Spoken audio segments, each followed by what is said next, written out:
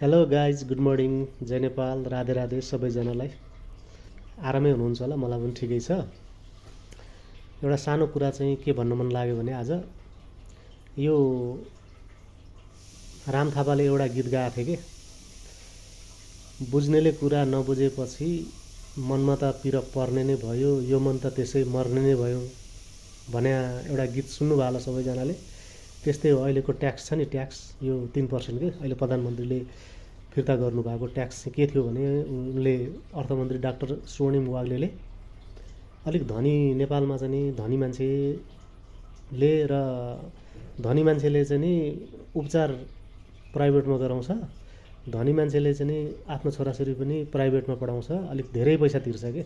नेपालमा सुन्नुभयो होला, पैसा टन्नै लिने विद्यालय पनि छन् है, उपचार खर्च महँगो लिने पनि छन्। त्यस्ताबाट 3% कटाएर यता चाहिँ नि यो हाम्रो चाहिँ सरकारी स्कुल र सरकारी हस्पिटल यिनीहरूलाई त सुकेनास लागेको हुन्छ। हेर्नुहोस्, देख्नुहुन्न सरकारी हस्पिटल कस्ता छन्, सरकारी विद्यालय कस्ता छन्। त्यहाँबाट चाहिँ नि ट्याक्स ल्याएर यता यिनै गरिबको कल्याण गर्ने भनेर चाहिँ उनले त्यो खालको ट्याक्सको चाहिँ नि लगाएको। अब चाहिँ नि पत्रकारहरू बौलाएर कामै गर्न दिएनन् कि प्रधानमन्त्रीलाई प्रेसर गराएर बाध्यता भएर घटाउने चाहिँ नि। ठिक छ, प्रधानमन्त्रीले अहिलेको चाहिँ नि जुन जनताको प्रेसरले चाहिँ नि घटाइदिनु भयो, तर चाहिँ अर्को आर्थिक वर्षमा चाहिँ नि यो बढाउनै गर्नै पर्छ कि। किनभने नेपालमा चाहिँ नि किन चाहिँ नि त्यो सामान्य गरिबले चाहिँ उपचार गर्ने चाहिँ नि हस्पिटल र पढ्ने विद्यालय चाहिँ किन सुकेनास भएको त? त्यो त सुकेनास लागेर त्यसलाई धनुष टङ्कार लागेर त्यो त मर लागिसक्यो त। यतापट्टिको चाहिँ नि निजी हस्पिटलहरू, निजी चाहिँ नि विद्यालयहरू हेर्नुहोस्, पुरा मोटाएर यिनीहरूलाई डायबिटिज हुन्छ, पुरा मोटाएर पैसा कमाएर काहीँ केही देखाउनु पनि पर्दैन। यिनीहरूले ट्याक्स पनि तिर्छन् तिर्दैन थाहा छैन। अलिकति पैसा ट्याक्स तिर्न लाग्यो भने बहुलाइहाल्छन्, यिनी प्याप्छन् र स्याप्छन् भनेर निकालिहाल्छन् फेरि।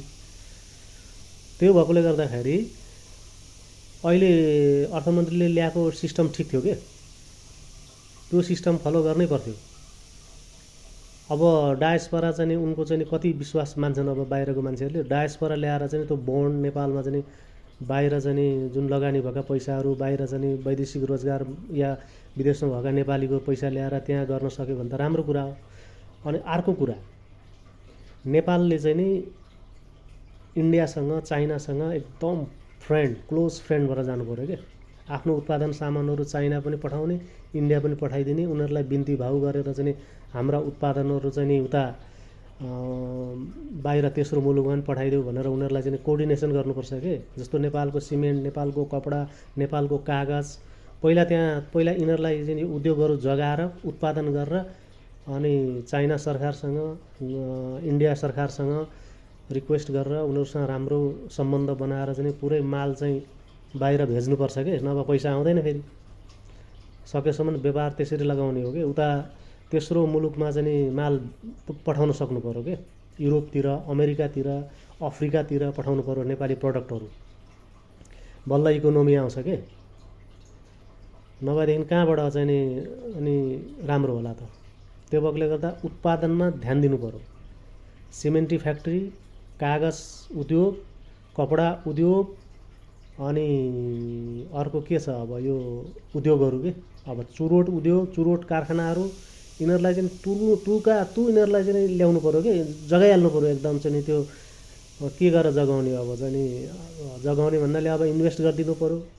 कोही गर्ने मान्छे तिनीहरूलाई चाहिँ गराइदिनु पऱ्यो। जस्तो चाहिँ नि डायस्पोराबाट पैसा हालिदिनुहोस् प्लिज, कृपया विदेशमा बस्ने नेपाली दाजुभाइ हो, पैसा हालौँ, जगाउँ, नेपालको उद्योगलाई माथि ल्याउँ भनेर चाहिँ नि रिक्वेस्ट गर्नु पऱ्यो अर्थमन्त्री प्रधानमन्त्रीज्यूले, र बल्ल चाहिँ नि हुन्छ।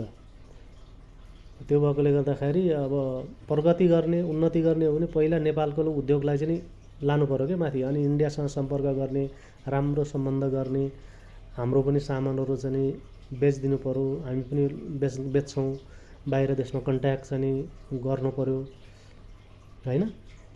अनि पो इकोनोमिक माथि आउँछ त, नभए कसरी चाहिँ नि के हुन्छ। बेच्ने चिज केही छैन, खाने मात्रै भएपछि, कमाउने नहुने, खाने मात्रै भएपछि त अनि धनी त मान्छे हुँदैन त हौ। ल, यति भन्दै बिदा चाहेँ। थ्याङ्क यू, जय नेपाल। बिपीको समाजवाद पढ्नुभयो होला, बिपीले नि त्यही भनेको, माथिल्लो तहबाट चाहिँ ट्याक्स लिएर तल यी निमुखा गरिबहरूलाई चाहिँ यिनको भरणपोषण गर्नुपर्छ भनेर बिपीको समाजवाद भन्ने किताब लेखेका छन्।